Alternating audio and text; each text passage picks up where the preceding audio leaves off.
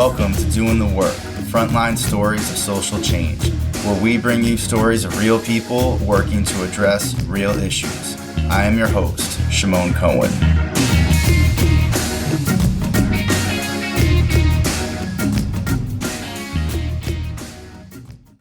In this episode, I talk with Beth Wagner, Claire Mancuso, Natalia Norzagaray, and Parham Daghighi, all MSW students at the University of Texas, Austin, and members of the group Fed Up, which is organizing for paid social work internships.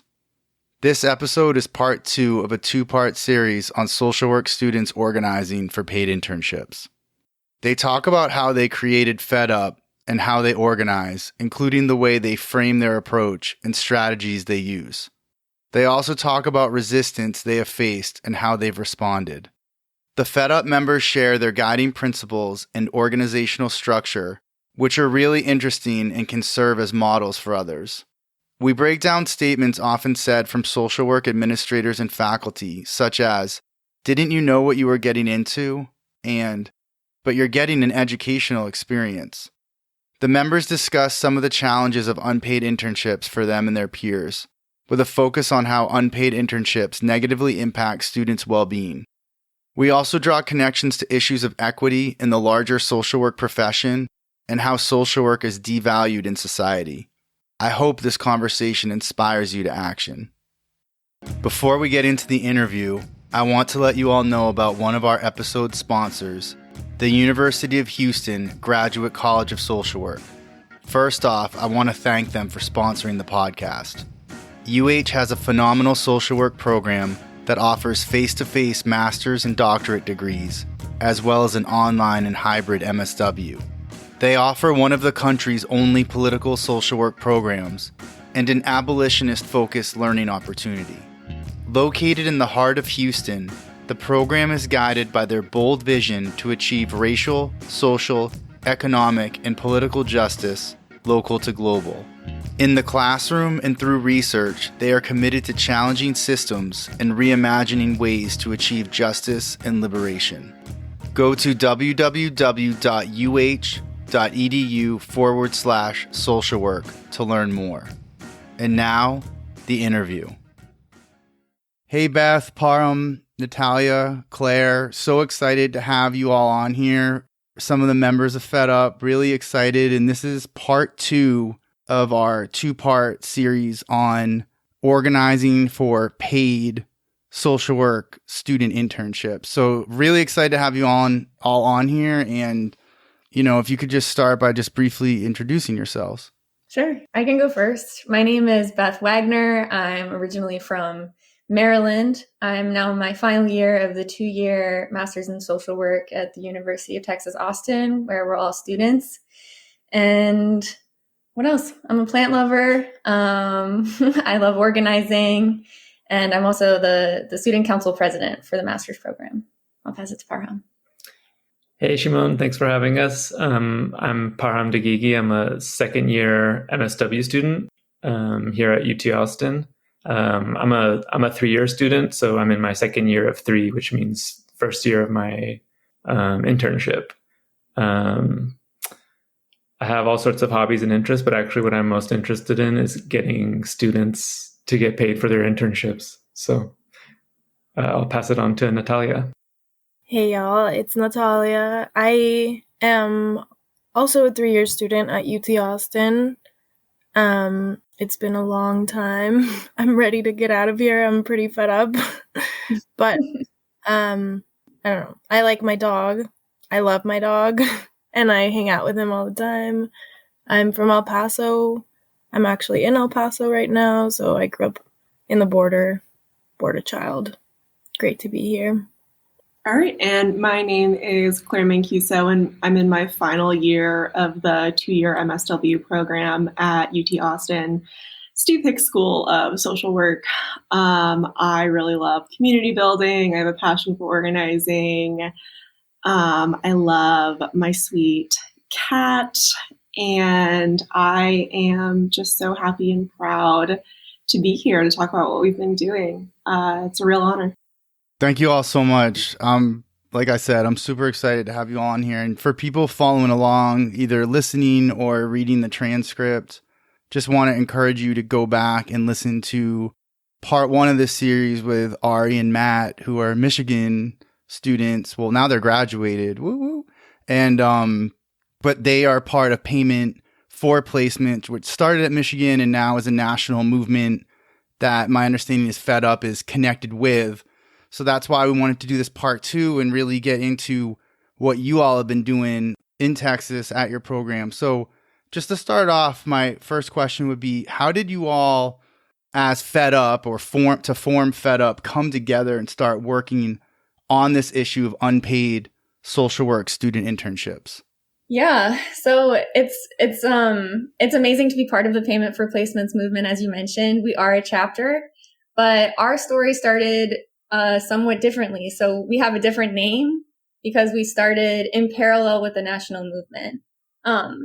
So we got started originally. I can speak for myself. When I came into the social work program, I understood that there was a practicum requirement, but I didn't realize that we were going to be working 2 to 5 full days a week for the duration of the program, equivalent to $20,000 of unpaid labor.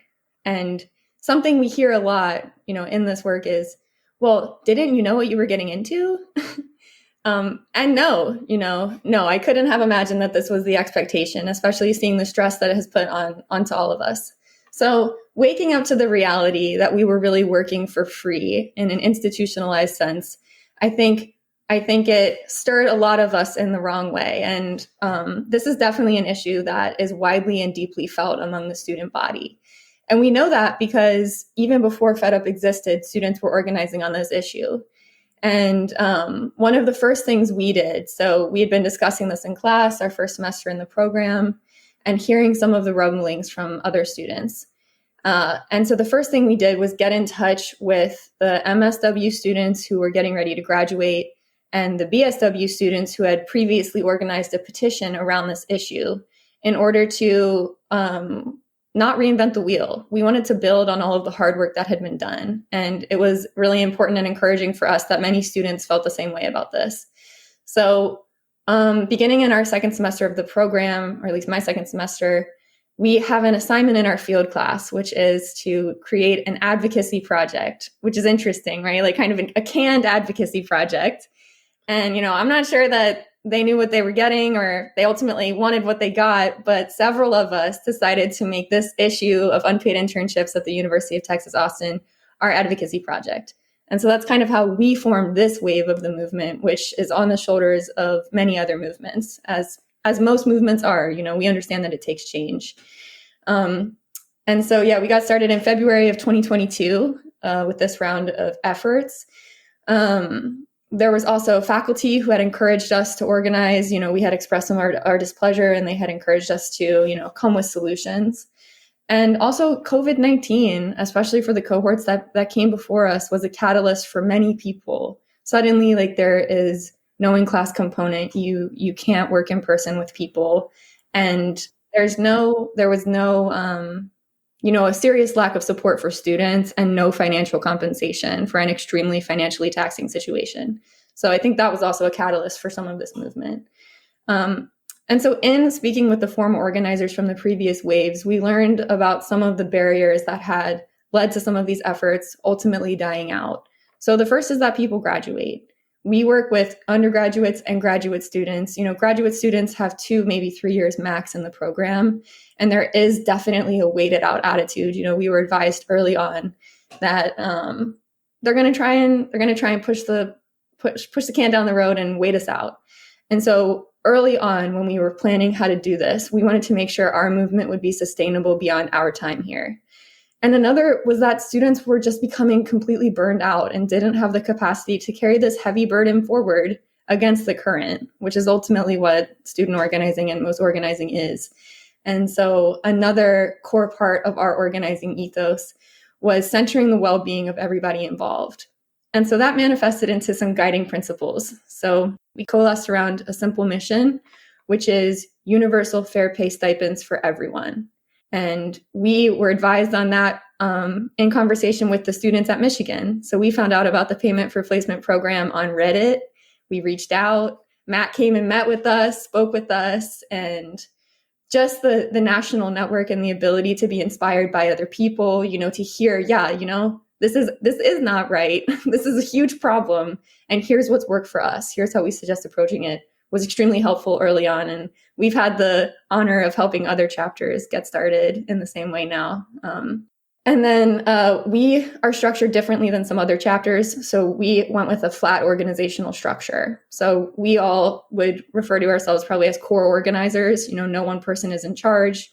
We have different roles. And that's important for us for many reasons, but also for sustainability. So all of us have flowed out at different times, because flow in and flow out is a core guiding principle. So when it becomes too much, we can set it down and we share the burden. And in a program where there's like a head down, push through, it's miserable, but it's going to end mentality, that's really regressive, and it really stifles people's ability and energy to create change. And so we wanted to organize and move in a completely different way. And the fact that we were a flat organization and kind of decentralized kind of freaked the administration out, which was surprising to us. We just naturally are working as a community. We're also a group of friends, and so the you can do it, and don't worry too much about it. The expected martyrdom within the social work profession, we had to overcome a lot of that, and we started very intentionally with how we structure ourselves. And so I think I'll pass it on to Natalia to see if you have anything else to add on that question.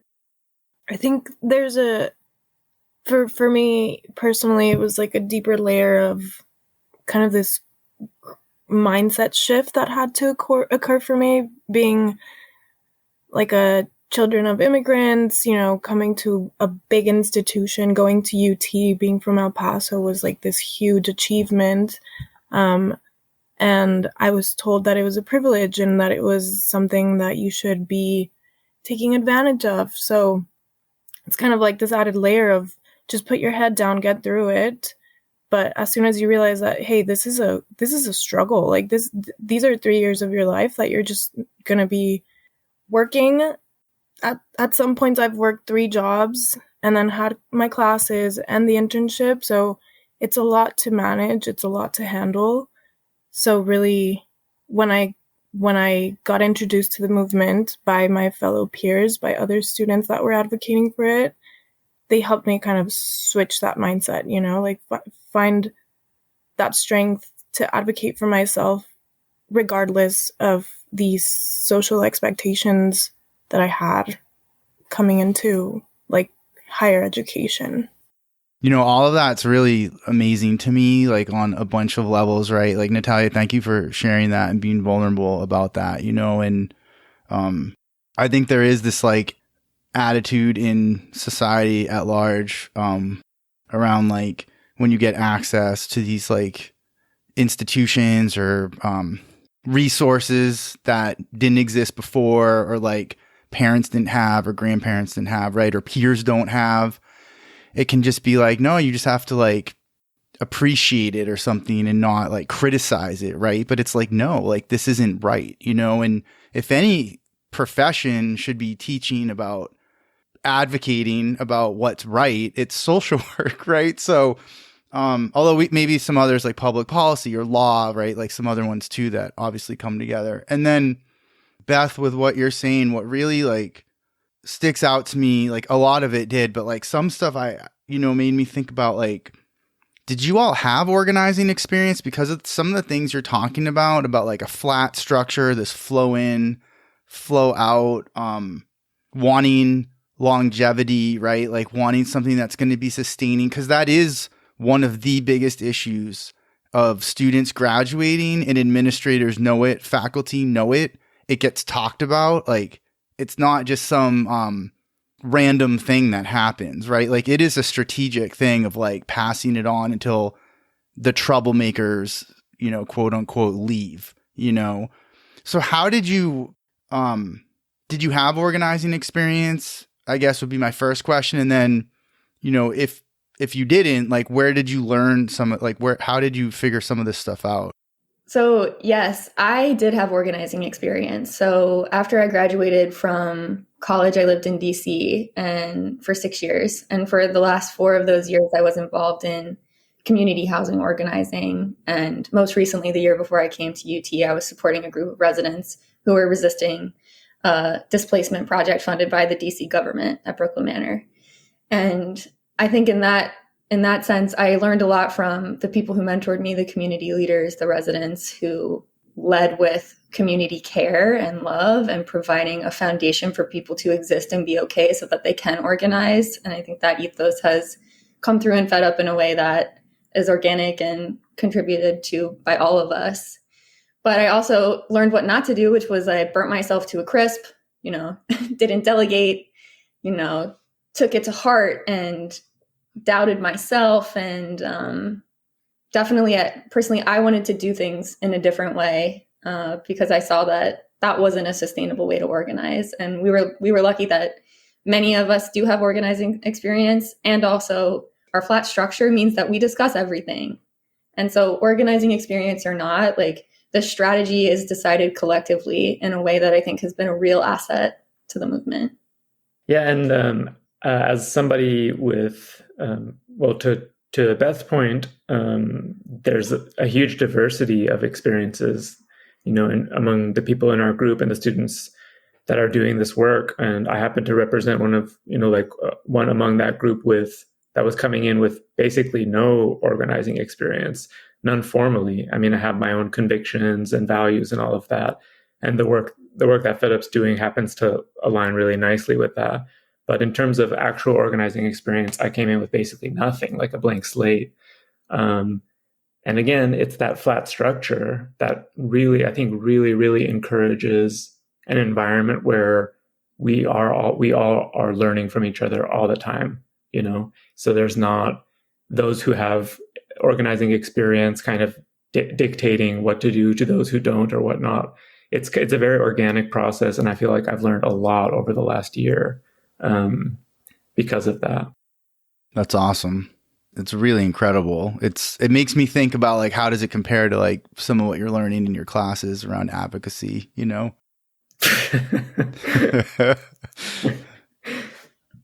Claire, you were gonna add? Yeah, I'll also hop in. I also had organizing experience, specifically student organizing experience at my alma mater, Northeastern University. Shout out to Huskies Organizing with Labor, or HOWL. That is where like the seeds of my organizer identity were planted. But I will also say that just because I had organizing experience didn't mean that I was the best or the most well-suited for every situation, because my organization had a super confrontational approach. It wasn't in a social work environment, right? And even though, like a lot of what is good about this movement is that it refuses to yield to that like niceness culture, there were other folks who weren't as accustomed to that confrontational style, who were really more suited to a lot of situations or to a lot of outreach, or use different language that is more suited to social work, more suited to Texas, whereas I was organizing in Boston, Massachusetts.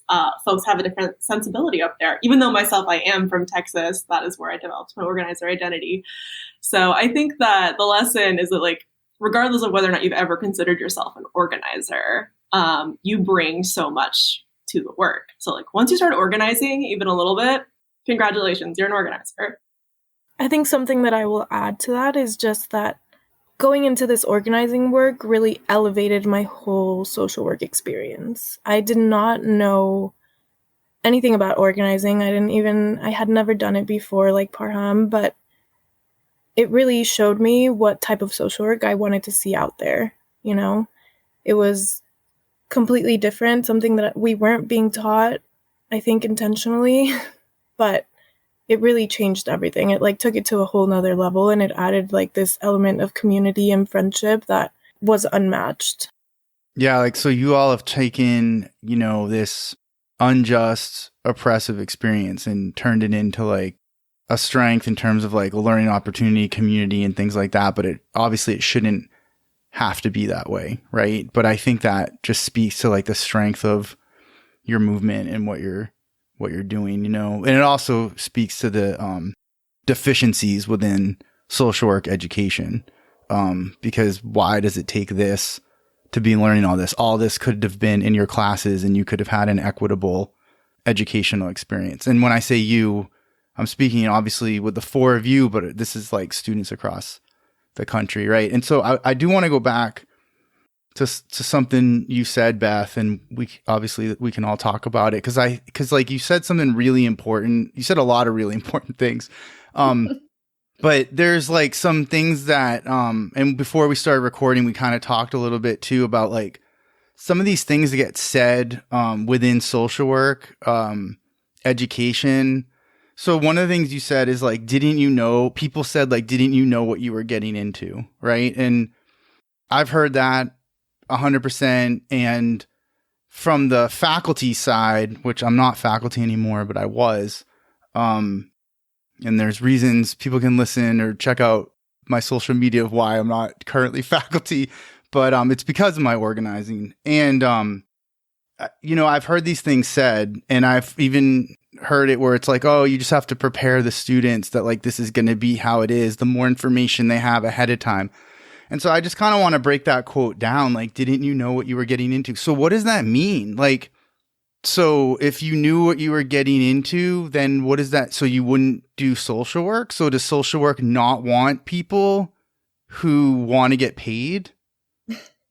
Like, and so then who gets to be, I mean, this has been like a theme that comes up in multiple podcast episodes I've done, but like, this is the gatekeeping aspect of social work, of who gets to be a social worker. If you're losing 20,000, and we got into this last episode, in part one, but like you mentioned $20,000 of unpaid labor. You're also paying for those credits. So it's not just 20,000 you're losing. It's a lot more, because it's all those credits. So when someone says that, didn't you know what you were getting into? What are they trying, like, let's break that down. Like, what are they saying? Yeah, I think they're saying a lot. I think there's, yeah. For me, this even kind of analyzing what that means and everything that it implies, like what's tacit, what's explicit, all of that, you can kind of consider that without intentionality of what that person necessarily, it's like they're a vehicle for something that's actually like a much more pervasive message, which is at its core, it's kind of like you need to learn now not to value yourself in a very particular way. So like, don't expect too much, something like that. I think it kind of starts from there. I feel like I have a lot more that I can say about it, but it's taken the form for me of kind of like guidance language too, which is to say like, when I was in the program, or coming from people who themselves probably went through similar circumstances, albeit in the past, when the cost of education was cheaper, which is an important point that everybody seems to forget.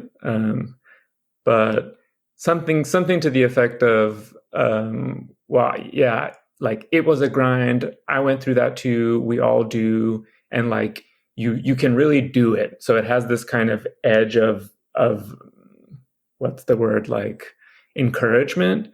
Like, students come to me at the end of their internship and they're like, I have no idea how I did it, but like I did it. And that's like a win or something. And that's nice. On the surface, it's like a nice story or something, but that student was like grinding. They were probably grinding themselves down to like a pulp, or burnt themselves to a crisp, like Beth said, and it doesn't have to be that way. I don't know if you really know what you're getting yourself into until you experience the whole thing. It really, like, yeah, you see it in theory, there's this many hours, whatever, but once you're in it, it's not cool. It's not something that should be done that way. And just because, as they say, it's education and you're getting something out of it, I am only getting a certain percentage out of it because for most of the time I'm exhausted. Mm-hmm. Yeah. And I would say, we're paying to work for free. Whether we knew that in advance or we're just finding out now, can we agree it's a problem? Like having to work an unpaid internship is, for some people, not getting paid for that means they have to work 2 jobs instead of 1 or 3 jobs instead of 2, counting this unpaid internship. And basically where we ultimately needed to coalesce with the administration was we did research, which I know we're going to get to. And we centered our argument at UT about around student well-being, because students are in acute economic and emotional distress. And so to me, when someone says, well, didn't you know what you were getting yourself into? Or like, you should be grateful for this educational opportunity or experience. Like, as was said, to me, they're saying, just sit down, shut up. Don't try and create change in this institution, which has an incentive not to change. And what it feels like is we don't care about you. And nothing has created more tension with the administration for us than when we express the fact that we don't feel cared for. Because the story the administration has told themselves is they're doing everything they can and they do care about us. And that's why we as students who are rooted in love for each other have to say it is not acceptable. Full stop. When you're saying all that, it makes me think about how this is a huge problem in social work education. And then this is social work, the larger institution of social work, where people get paid horrific salaries, people who have a master's degree, who have gone through what you all are going through, right? And spent all that money. I mean, the return on investment is terrible. And then the caseloads are extremely high, right? So it's kind of like a prep in a twisted way for that, of like, well, didn't you know what you were getting into? Not just with these unpaid internships in social work, but to be a social worker, this is what it's going to be.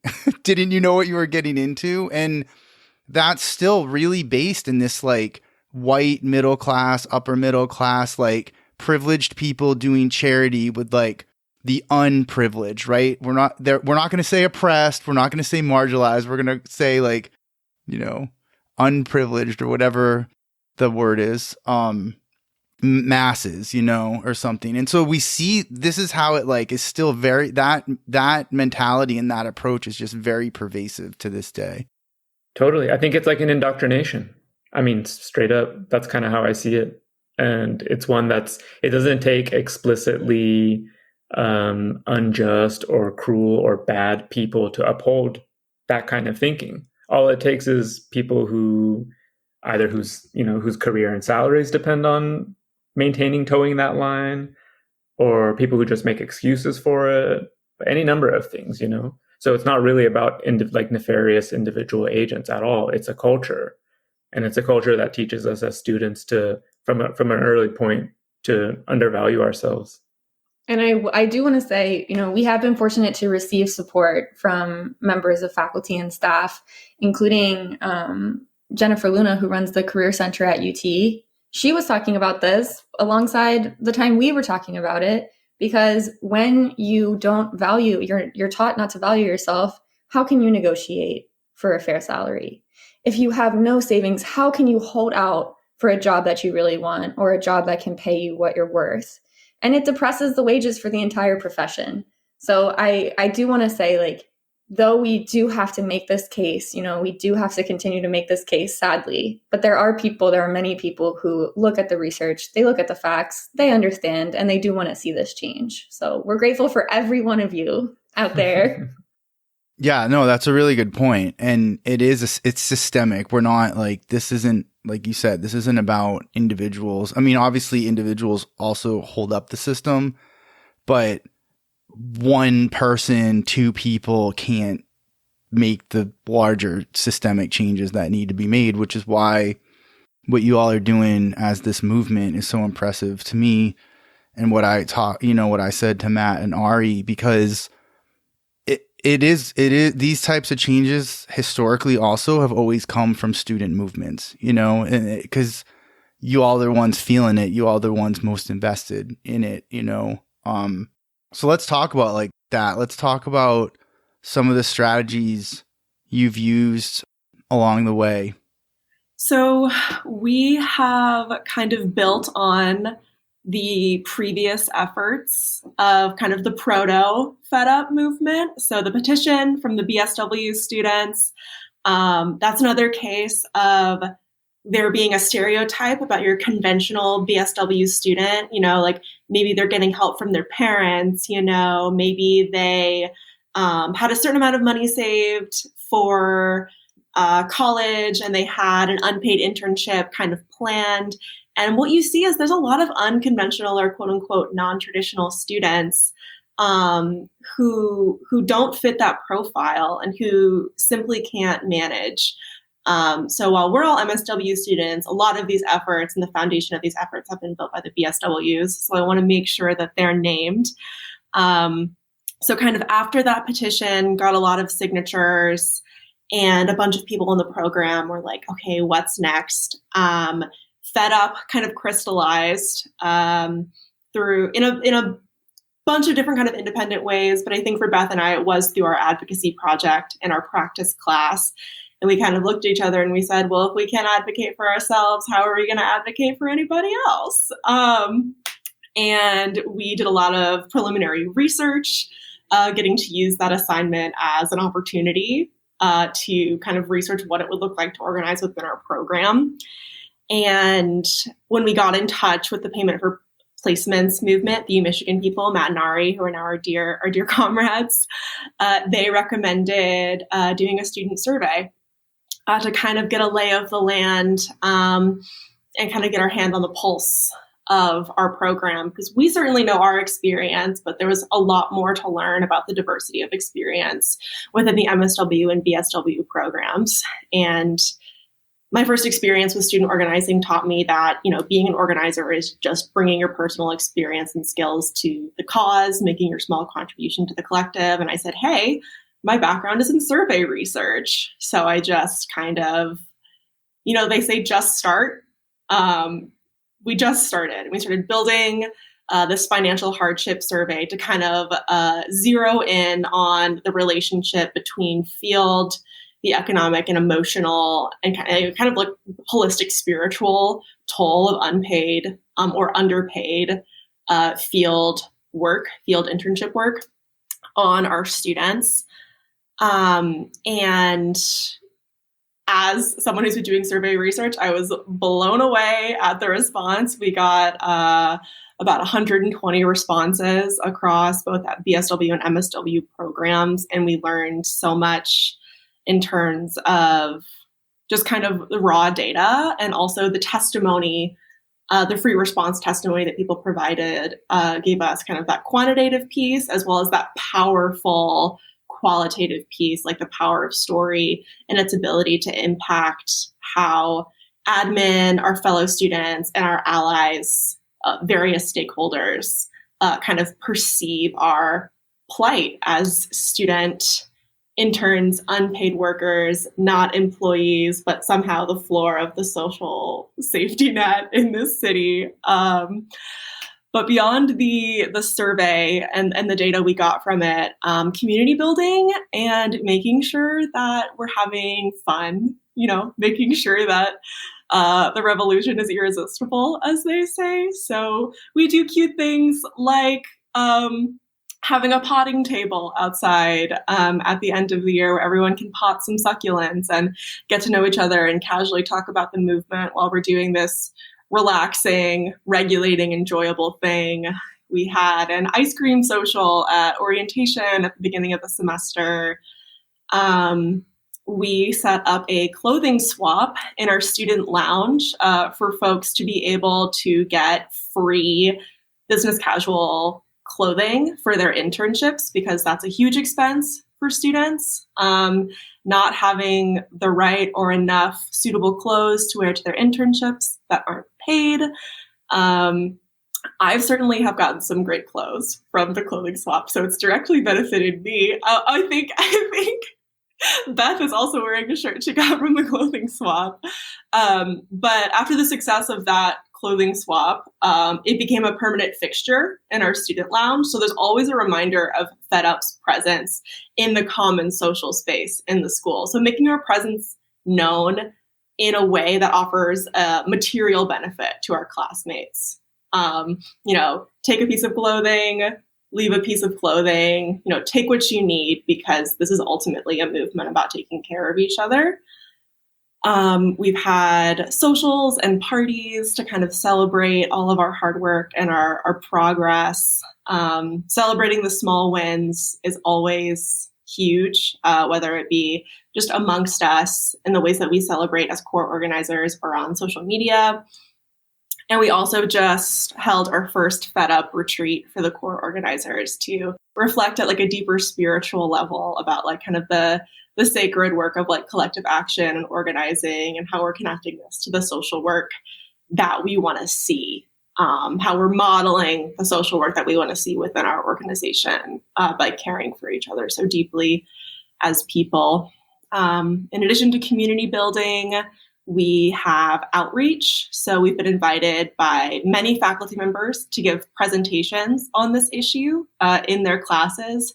We have a lot of faculty allies who see how students are struggling and who are heartened at seeing students advocate for themselves and want more of their students to get involved, or at least be informed about what's going on in FedUp.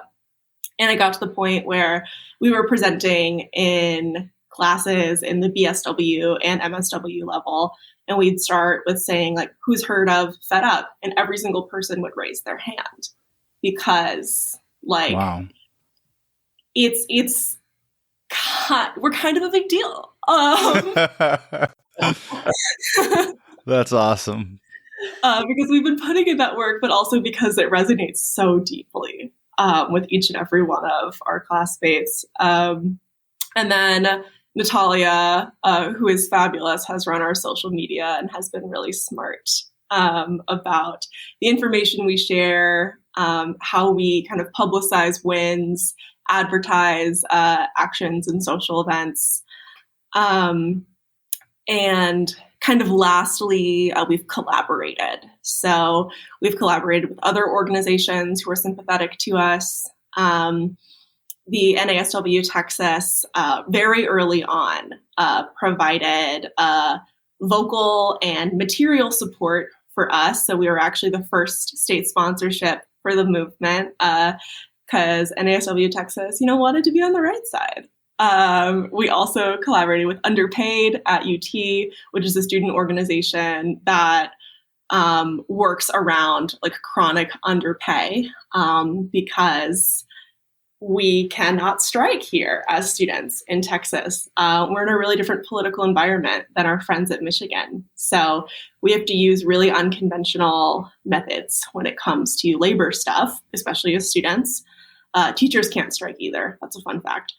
And then, just relying on the kind of core P4P national fellow chapters and core organizers, and using the handbook, and making sure we're never on like an island over here at UT. We have so many comrades and so many people who want to help and offer insight. So the national meetings have been great for that. Just keeping really diverse and accessible ways to get involved. Super, super light touch, be it signing our statement of support, just coming to our informational meetings that are not organizing meetings. They're just standing Wednesday meetings in the student lounge saying, here's what's up with FedUp. If you want to get involved, here's some options. If you just want some information, here's a little slide deck saying what we've been up to and what our progress has been, and some places that we're kind of stuck and we're working around. So making small to no commitment asks for people who are so overloaded, are afraid of getting involved because they don't know if they can handle it. And it's just a social work thing, but they want to help so badly, but they don't want to disappoint anyone. So making it really clear to our peers that we have a flow in, flow out model. And you don't have to flow in at all to provide your support in a core organizing capacity. And then lastly, I think using our relationships with admin on a casual level, relationship maintenance with faculty allies has been big. Faculty who are sympathetic want to help us. They're also constrained in various ways. So maintaining relationships with them casually and kind of cultivating those relationships for when they can come in handy later on. I won't get more specific than that, but I would say to people who are thinking about organizing, look for your allies in your program and cultivate those relationships, because you never know who has handy dandy information or skills or things to contribute to your movement, even if they can't vocally say they support you. You all have been doing a lot, a lot. And I love the part about we're kind of a big deal. It's like, yeah, look at all the work you've been doing. You've made yourself, you're really like embedded everywhere. Like everyone feels your presence, right? And like, I've never met a social work student who was like, oh no, like I don't want a paid internship, right? Like every social work student wants a paid, I mean, most students period want paid internships if they're going to have an internship. I want to talk about your wins, like let's talk about like, what are some of the wins that you've had? Yeah, I'll be brief and summarize up kind of where we stand now. So all of the things that Claire described are ways that we have generated awareness, momentum, collective support in order to basically demand that the administration take us seriously. And so we have been pushing towards a joint task force, or at our school, we call it a working group, following in the trajectory of what Michigan has done as well. And that has resulted in us for the last semester meeting around the table with the dean of the school, the dean of the field program, and basically everyone who has decision-making power over this issue at our school. And in that space, over time, we have developed a collaborative working relationship, which has led to some changes, which I'm thrilled to be able to share. So first of all, we are discussing with the administration reducing the hours requirements for the MSW and BSW programs. They are currently above what is required by the CSWE for accreditation by about 140 hours for the MSW program. Wow. So a significant amount of time. So we're looking to reconcile that down to the base requirement. It may take a few years as we, gradually step it down in order to ensure that everybody hits their hours, but full transparency about what's actually required in terms of hours and an ultimate reduction to the bare minimum is something that we have common ground with the administration on. And so we're excited about that. We presented at the NASW State Conference on unpaid internships down in Galveston in October. So it was exciting. We presented on national panels with NASW on this issue alongside students from other schools of the national movement. There is a statewide working group within Texas that's facilitated by the NASW that FedUp members sit on. And then we have smaller changes, which we're hoping will bleed into larger ones. So we have secured stipend negotiation coaching for students from the Career Counseling Center. So helping students be prepared in order to speak to the need for a stipend. Obviously, the burden shouldn't be on individuals. It's a systemic issue. But equipping us to value ourselves, it does help, and it is an important kind of training. Inclusion of stipend education and negotiation in the training for field instructors, so the sites that are going to be hosting the internships. So that will be coming from the administration rather than from us.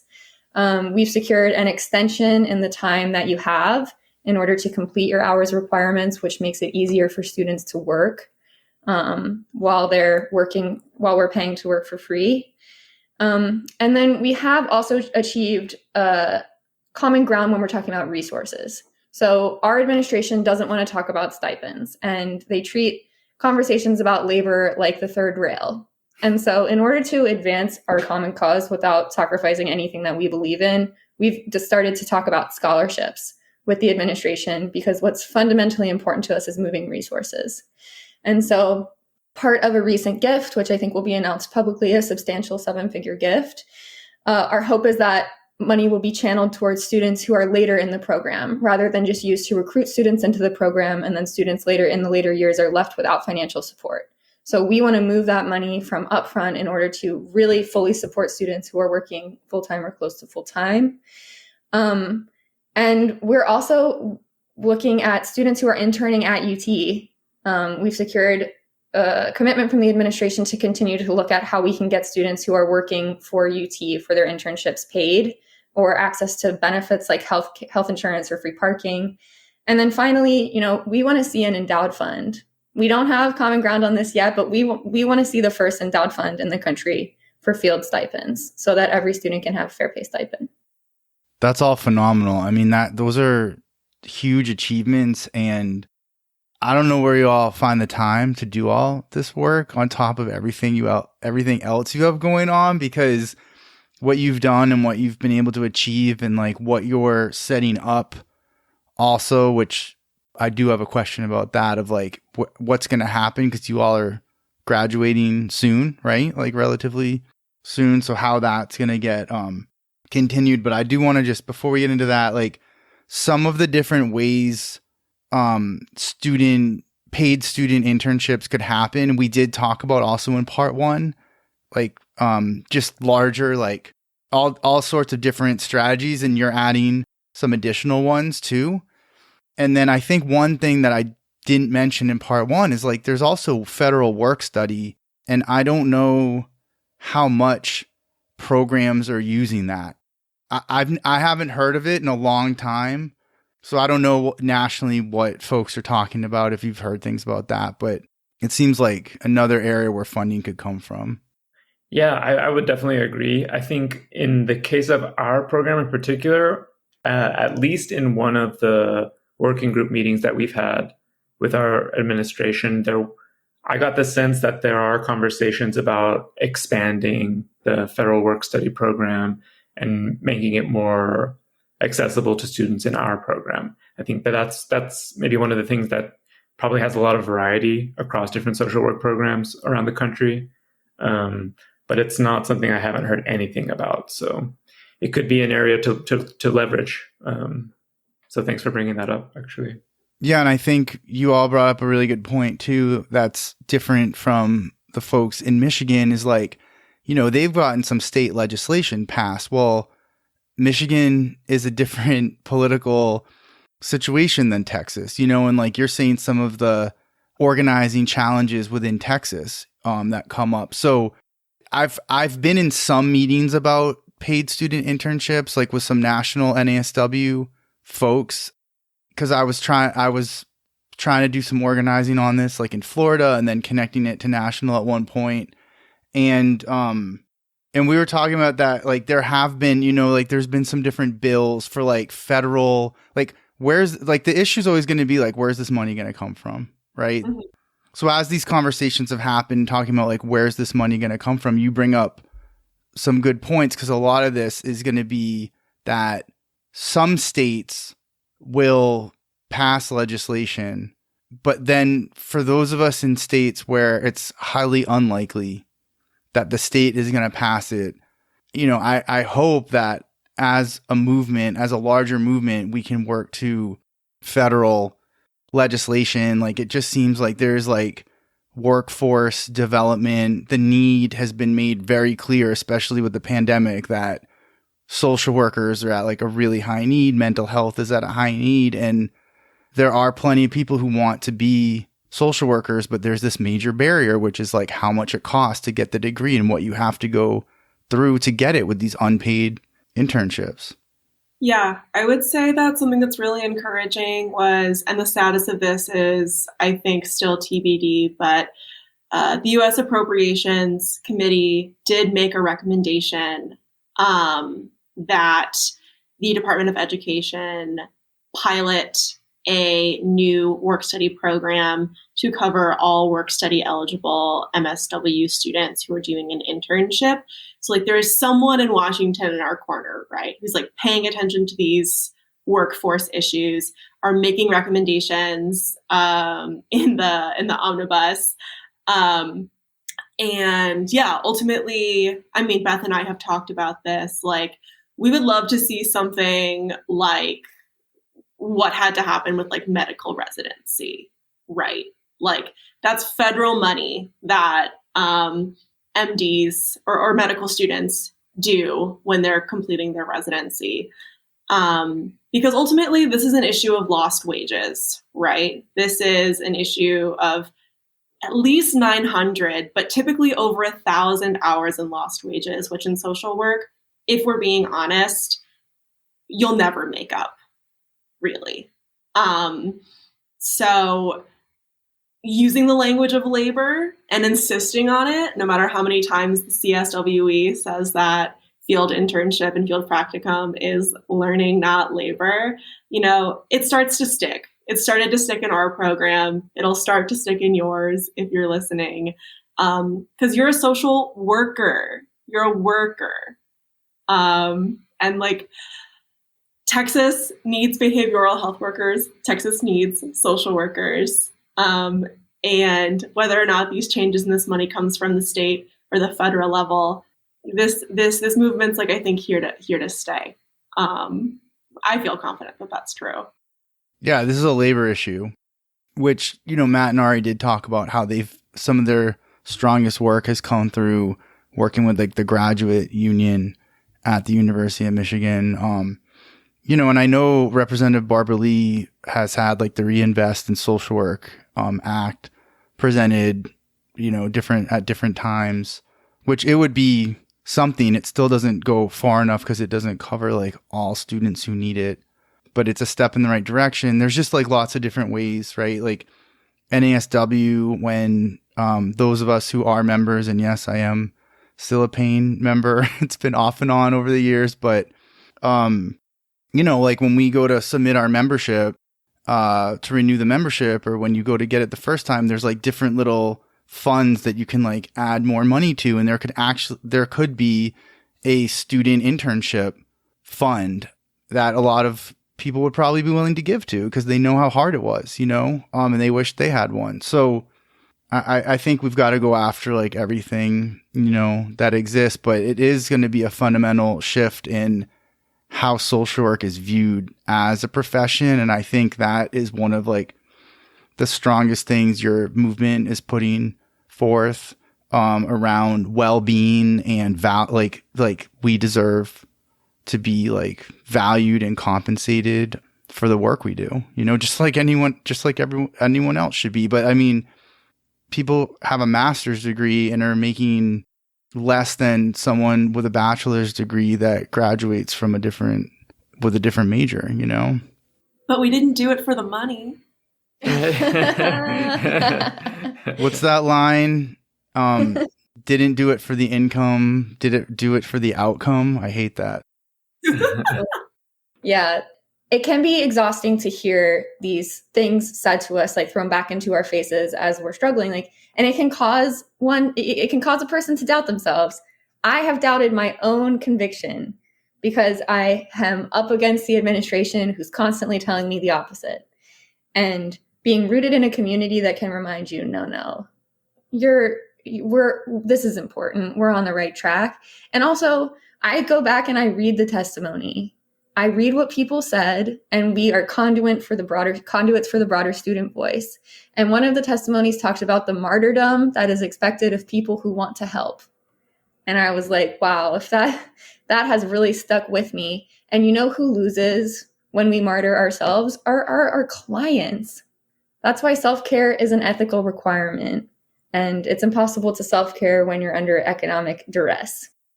Yeah, Beth, I think that's, really important of like this self-doubt thing and like what you're doing organizing. And this from your history with tenant right organizing and housing organizing, right? Is like anytime you're organizing, you're up against these much larger systems that are so deeply entrenched in the dominant culture that's like in our faces all the time that it's like it takes a lot of like inner strength to go up against that like day after day. I mean, it's a lot of it for some folks, it's going up against everything we've been taught that we're supposed to like value and try to achieve in life, And so I think you really hit like a critical point of like community, of like the power of community to like be there for each other, lift each other up, be like, no, like what you're doing is like right. Like you're not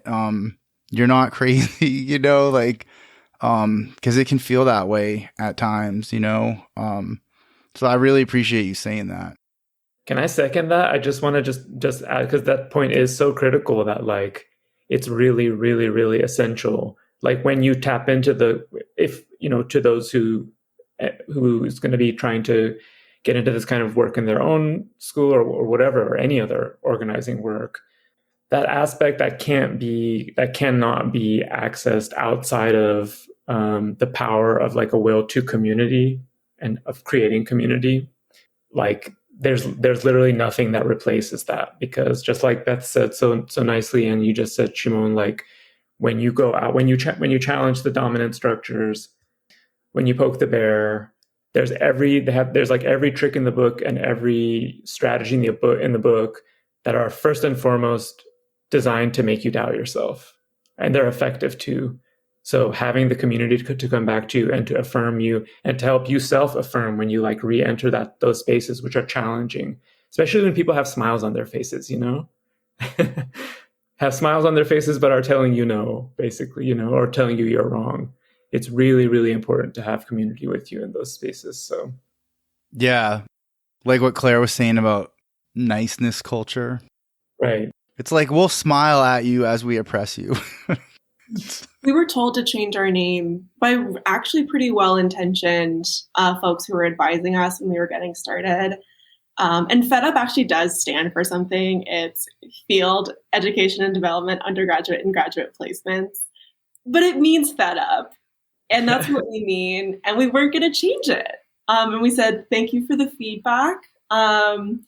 I know that might not be the most social worky way to express ourselves, but we're here because we're saying social work needs to change and we're really fed up. So it should be like we're kind of upset that we're paying for free labor. I mean, what should it be called? Grateful and hopeful for gradual change across time with the least amount of problems for anybody involved. And everybody gets to maintain all of their privilege and everything's going to be okay. That is awesome. We can make an acronym out of that. It should be that. That was so good. It resonates with the intended audience. I think Natalia said yesterday, that if it wasn't called Fed Up, not everybody would know about it. Yeah, I think it was important for us to stick to that name because otherwise it wouldn't make the rumbles that it's been making. Every other org has this acronym that's hard to say or hard to remember, but we're here to stay and we're here to make a difference. So, we're just fed up. I love the name. I think it's great. I'm glad you stuck with it and didn't take the well-intentioned advice. I want to get into lessons learned, but before we do that, to wrap up, I also want to ask, so how is this going to sustain when you all graduate? We're already working to pass on the torch, as you might say. Parham, thankfully, is going to stick around for a little bit, sadly but gladly. And I think it's going to be kind of, with the flat structure, it's already set up for it to be passed on very seamlessly.